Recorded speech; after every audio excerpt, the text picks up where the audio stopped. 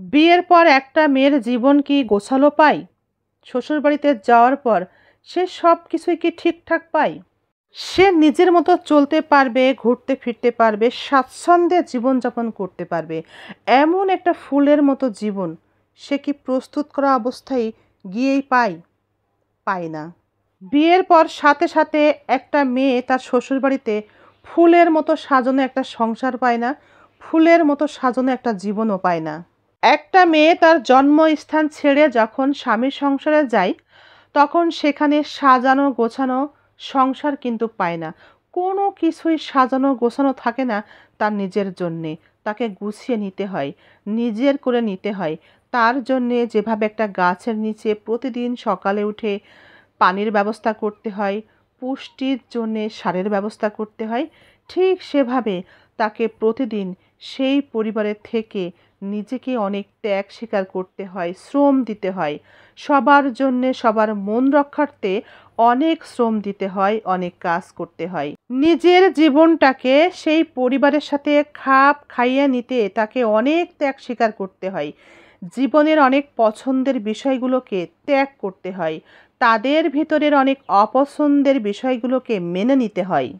এভাবে সে চেষ্টা করে তার জীবনকে সুন্দর করতে, তার সংসারকে সুন্দরভাবে গড়ে তুলতে।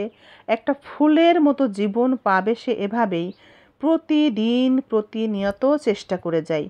তারপরেও কি সবার মন রক্ষা হয়?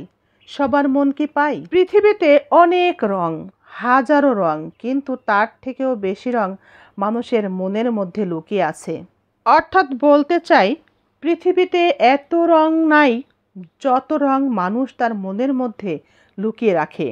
তাই একটা মেয়ে তার শ্বশুরবাড়িতে তার জীবনকে ফুলের মতো সুন্দর করতে যত পরিশ্রম করুক, যত ত্যাগ স্বীকার করুক, তবু সকলের মন পায় না। করে যায় হয়তো, কিন্তু মন পায় না।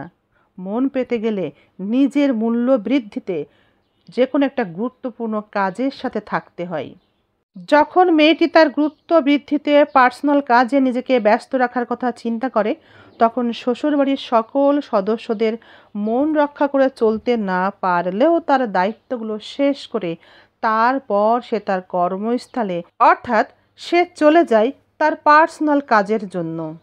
একমাত্র পার্সোনাল কাজ যদি আপনি সুন্দরভাবে ঠিকঠাক মতো করে সেখানে নিজের গুরুত্ব বৃদ্ধি করতে পারেন, তবেই আপনি আপনার পরিবারের কাছে, সকলের কাছে, আত্মীয় স্বজনের কাছেও নিজের মূল্য পাবেন।